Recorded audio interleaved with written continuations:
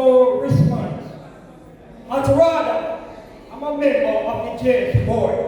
In RADA, there's one chapter, and if that chapter broke down, the extension for the treasure for the Lindsay era, it is too big for one extension officer. Because you have to serve the entire for 2 months, 3 months, you are not seeing an extension officer.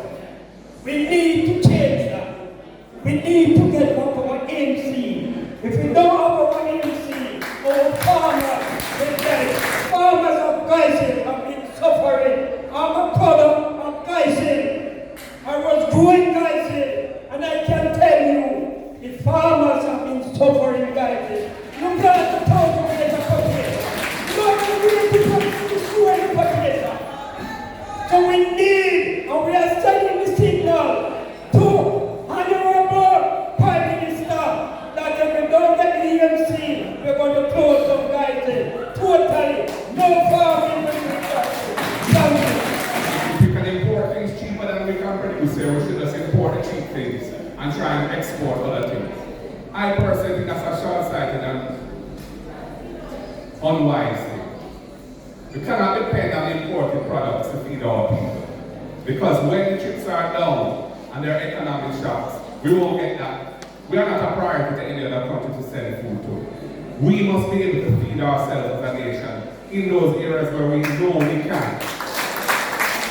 And it's very important that we build a rural economy through providing farmers with the kind of support that can make them successful, make them produce more, and make the country reduce the foreign exchange that we use to import food. When we are blessed with fine soil, good farmers, good climate for growing the products that we see on this platform and many others.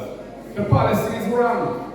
We're not dealing with agriculture in the way it should be dealt with. We need to ensure that anyone who's producing and is going to have a product at the end of the day, as long as God blesses that person and the weather allows, they should be able to finance that crop and the working capital to buy the inputs to produce that crop. We need to get production going back up. We need to support the farmers, support them in marketing, support them in finance, support them in transportation, support them in technology transfer. We need to encourage linkages between major producers and small producers, transfer of technology. All of these things need to be sent. There needs to be a strong, robust agricultural policy in the country so that we can make agriculture a central part of our economic growth and development to achieve our vision of a great Jamaica. Many of the different speakers in the audience have made the point around inputs, critical inputs which are lacking.